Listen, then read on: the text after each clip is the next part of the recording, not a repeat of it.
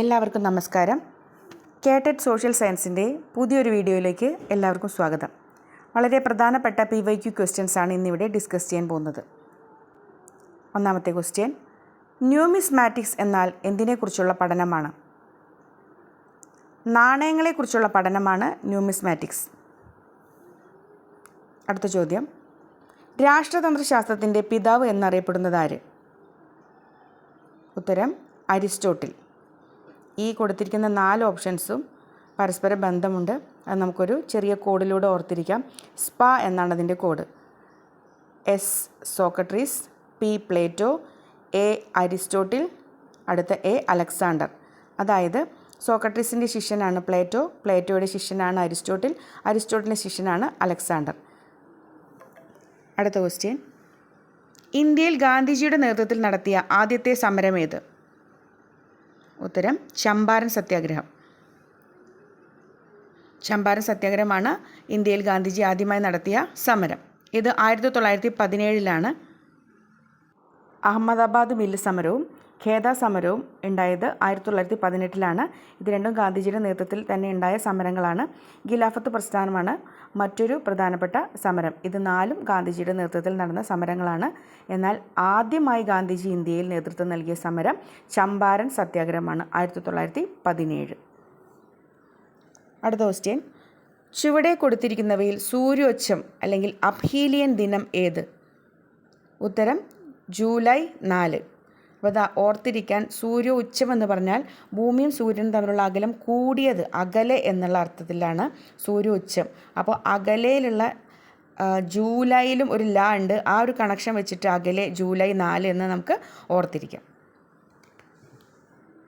അഞ്ചാമത്തെ ക്വസ്റ്റ്യൻ, താഴെ പറയുന്ന പ്രസ്താവനയിൽ രാജാറാം മോഹൻ റോയുമായി ബന്ധപ്പെട്ട പ്രസ്താവന ഏത്? ഉത്തരം ഇന്ത്യൻ നവോത്ഥാനത്തിൻ്റെ പിതാവ്. ഇന്ത്യൻ നവോത്ഥാനത്തിൻ്റെ പിതാവ് എന്നറിയപ്പെടുന്നത് രാജാറാം മോഹൻ റോയാണ്. ഇനി നമുക്കിൻ്റെ ഓപ്ഷൻസ് ഒന്ന് നോക്കാം. ആര്യ സമാജത്തിൻ്റെ സ്ഥാപകൻ ദയാനന്ദ സരസ്വതി. തിയോസഫിക്കൽ സൊസൈറ്റിയുടെ സ്ഥാപകരെന്ന് പറയുന്നത്, ഇത് തിയോസഫിക്കൽ സൊസൈറ്റി 1875 ന്യൂയോർക്കിൽ സ്ഥാപിതമായ ഒരു സംഘടനയായിരുന്നു. Helena Blavatsky and Henry Steel Olcott എന്നിവർ ചേർന്നാണ് ഇത് സ്ഥാപിച്ചത്. 1879 അത് ഇന്ത്യയിൽ അവതരിപ്പിച്ചു. അതിനുശേഷം ഇന്ത്യയിൽ അതിൻ്റെ പ്രധാനപ്പെട്ട നേതൃത്വ സ്ഥാനം ഏറ്റെടുത്തത് ആനി ബസന്റ് ആയിരുന്നു. പ്രാർത്ഥനാ സമാജത്തിൻ്റെ സ്ഥാപകൻ ആത്മാറാം പാണ്ഡുരംഗ്. ആറാമത്തെ ക്വസ്റ്റ്യൻ, മെസ്സപ്പൊട്ടോമിയൻ സംസ്കാരവുമായി ബന്ധപ്പെട്ട നദി ഏത്? ഉത്തരം യൂഫ്രട്ടീസ് നദി. മെസ്സപ്പൊട്ടോമിയ എന്ന വാക്കിൻ്റെ അർത്ഥം തന്നെ നദികൾക്കിടയിലെ പ്രദേശമെന്നാണ്. യൂഫ്രട്ടീസ്, ടൈഗ്രീസ് എന്നീ നദികൾക്കിടയിലാണ് മെസ്സപ്പൊട്ടോമിയൻ സംസ്കാരം രൂപപ്പെട്ടത്. ഇനി ഓപ്ഷൻസ് ഒന്ന് നോക്കാം. സിന്ധു നദീതട സംസ്കാരവുമായി ബന്ധപ്പെട്ടിട്ടാണ് ഉള്ളത്. നൈൽ നദി എന്ന് പറഞ്ഞാൽ ഈജിപ്ഷ്യൻ സംസ്കാരം ഉടലെടുത്തത് നൈൽ നദിയുടെ തീരത്താണ്. ഇനി ഹൊയാംഹോ നദിയുടെ തീരത്താണ് ചൈനീസ് സംസ്കാരം ഉടലെടുത്തത്. ഏഴാമത്തെ ക്വസ്റ്റ്യൻ, പ്ലാസി യുദ്ധം നടന്ന വർഷം? ഉത്തരം 1757. ഇതുപോലെ തന്നെ ഓർത്തിരിക്കേണ്ട മറ്റൊരു പ്രധാനപ്പെട്ട വർഷമാണ് 1764 ബക്സർ യുദ്ധം നടന്നത്. അടുത്ത ചോദ്യം, കേരളത്തിലെ ഏറ്റവും ഉയരമുള്ള കൊടുമുടി? ഉത്തരം ആനമുടി. ഒമ്പതാമത്തെ ചോദ്യത്തിലേക്ക് കടക്കാം.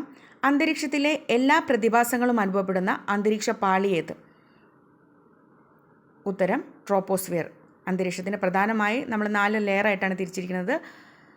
Troposphere, stratosphere, mesosphere, thermosphere. പിന്നെ അതിൻ്റെ വിഭജനമൊക്കെ ഉണ്ടെങ്കിലും പ്രധാനപ്പെട്ട ഈ 4 ഇതിൽ ട്രോപ്പോസ്ഫിയറിലാണ് മഴ, മഞ്ഞ്, മറ്റുള്ള അന്തരീക്ഷ എല്ലാ പ്രതിഭാസങ്ങളും അനുഭവപ്പെടുന്നത് ഈ ട്രോപ്പോസ്ഫിയറിലാണ്.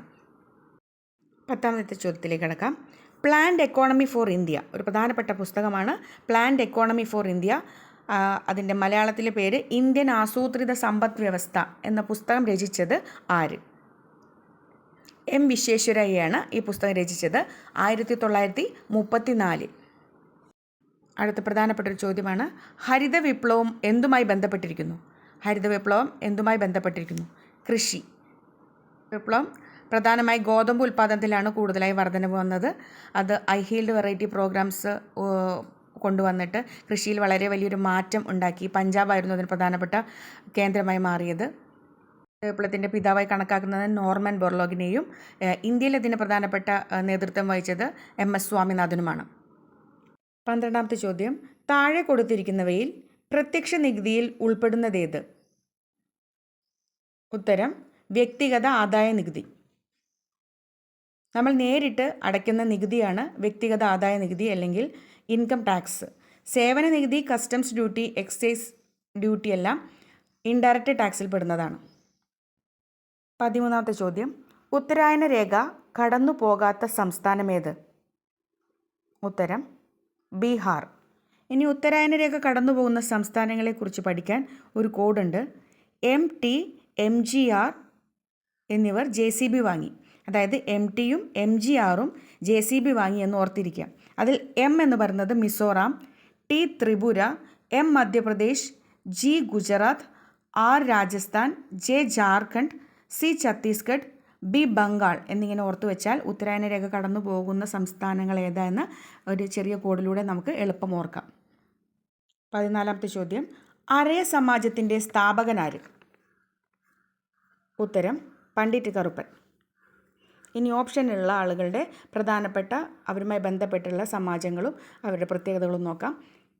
വൈകുണ്ഠസ്വാമികളുമായി ബന്ധപ്പെട്ട പ്രധാനപ്പെട്ട സമാജമാണ് സമത്വ സമാജം. കുമാരഗുരുദേവൻ പ്രത്യക്ഷ രക്ഷാ ദൈവസഭയുമായി ബന്ധപ്പെട്ടിരിക്കുന്നു. സഹോദരൻ അയ്യപ്പനെ കുറിച്ച് പറയുമ്പോൾ ഓർത്തിരിക്കണം, മിശ്രഭോജനം നടത്തിയതും വേലക്കാരൻ എന്ന പത്രവും ഇറക്കിയത് സഹോദരൻ അയ്യപ്പനാണ്. 15ാമത്തെ ചോദ്യം, കേരള ഗാന്ധി എന്നറിയപ്പെടുന്നതാര്? K കേളപ്പൻ. ഏറ്റവും പ്രധാനപ്പെട്ട 15 ക്വസ്റ്റ്യൻസാണ് ഇവിടെ ഡിസ്കസ് ചെയ്തിരിക്കുന്നത്. കൂടുതൽ ക്വസ്റ്റ്യനുമായി അടുത്ത വീഡിയോയിൽ കാണാം. എല്ലാവർക്കും നന്ദി, നമസ്കാരം.